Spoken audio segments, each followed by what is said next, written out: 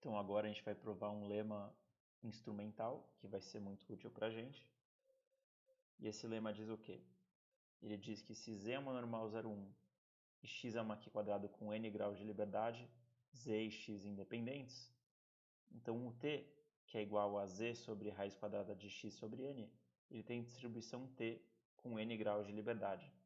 E daí a gente vai provar que a distribuição t com n graus de liberdade ela tem essa densidade que aparece aqui embaixo.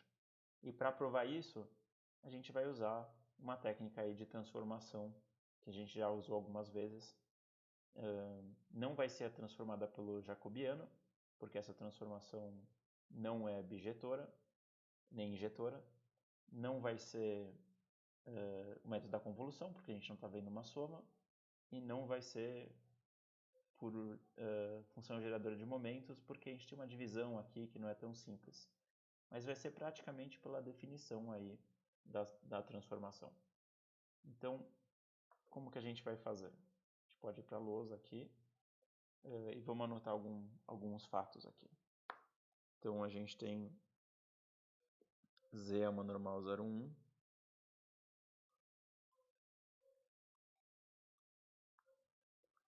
E x é uma q² com n graus de liberdade. E a gente está definindo y é igual a z sobre raiz de x sobre n. E a gente quer achar a distribuição de y. Então, como que a gente pode fazer isso? Basicamente, o que a gente vai fazer é começar achando a acumulada do y. Ou a gente pode, ao invés de chamar de y, vamos chamar essa variável de t, dado que o nome dela ela vai dar justamente nome a t de student. Então, a gente vai achar a acumulada do t. Isso aqui é a probabilidade do t ser menor ou igual a t. E a gente pode substituir o valor de t. Ele é z sobre raiz de x sobre n. Menor ou igual a t.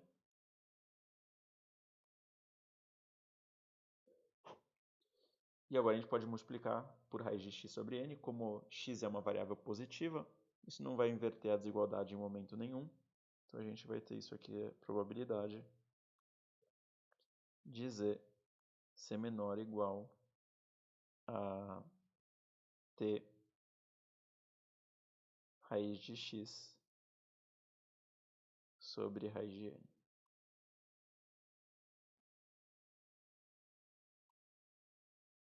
Então agora a gente quer calcular a probabilidade do z e o x caírem na região em que isso acontece.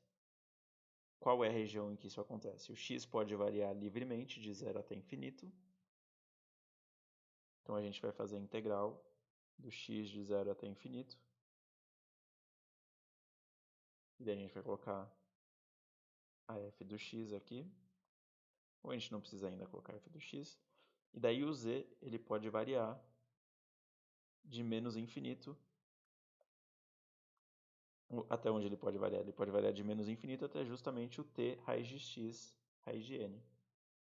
Então, t raiz de x sobre raiz de n. Que garante que ele vai ser menor do que o z é menor do que t raiz de x sobre raiz de n. E daí aqui a gente vai ter f de x e f de z dado x. Só que o z e o x são independentes, então vai ser só f de z dz dx.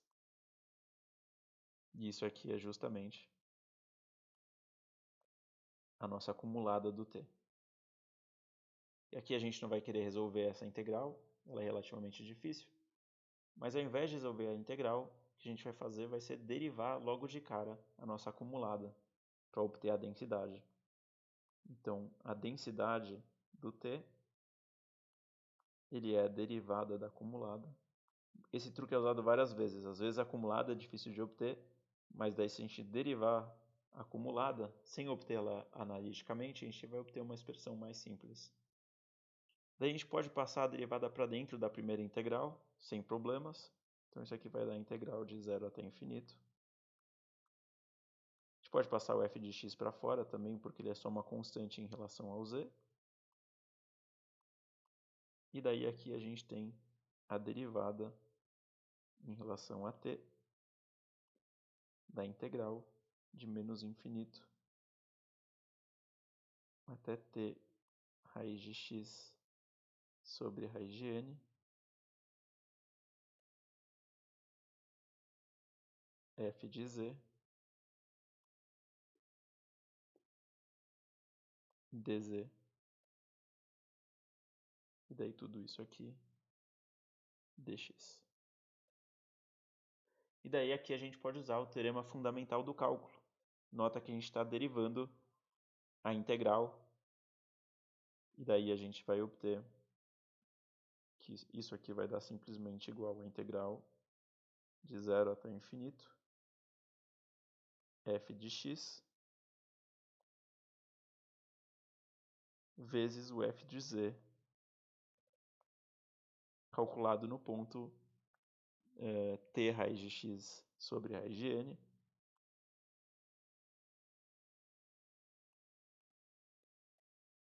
Só que daí a gente tem uma pequena transformação linear, a integral não está indo só até t, ela está indo até t raiz de x sobre raiz de n. Então, vezes raiz de x sobre raiz de n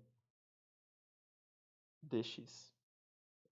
E agora sim, a gente tem uma integral que a gente tem que resolver. Então vamos continuar resolvendo ela, a gente só tem que substituir o f do x e o f do z. Isso aqui vai ser igual ao quê? A integral de 0 até infinito.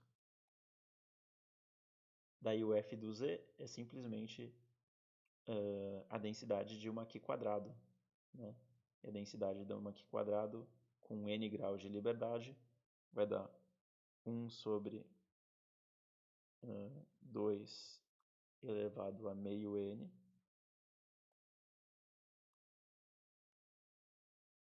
gama de meio n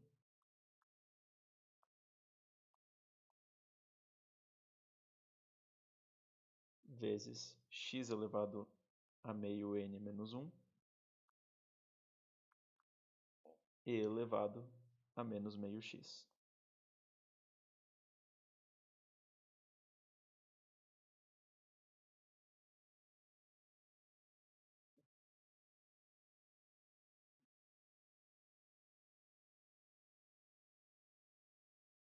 Porque a gente viu que q quadrado com 1 grau de liberdade era uma gama meio-meio. Inclusive, isso era um pequeno errinho que apareceu no vídeo da aula passada. E daí, portanto, uma q quadrado com n graus de liberdade é uma gama n sobre 2 meio. E daí agora a gente tem que substituir a densidade da normal aqui. Então a gente vai obter 1 sobre raiz de 2π elevado a menos meio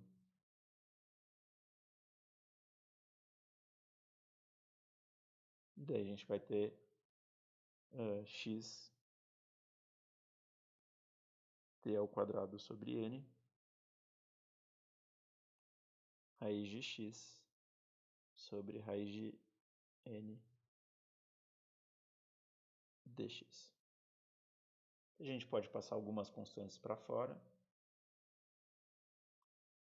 Então, a gente vai obter 1 sobre 2 elevado a meio n, gama de meio n. E daí aqui a gente tem raiz de nπ.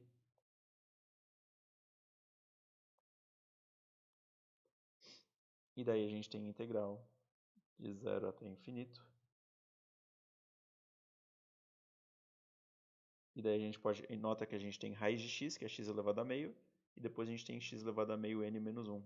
Então a gente vai ter x elevado a menos meio n mais 1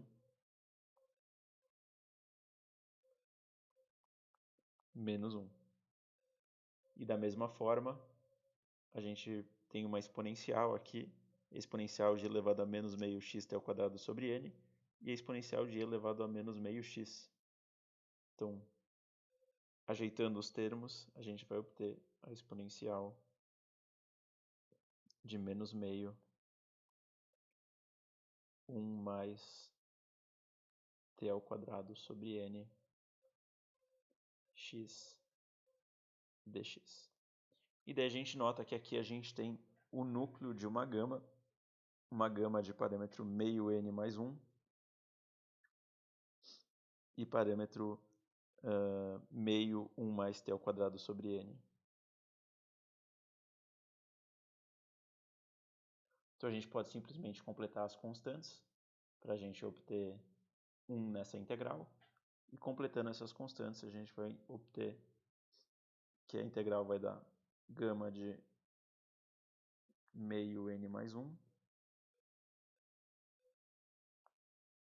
dividido por gama de meio n raiz de n π vezes 1 mais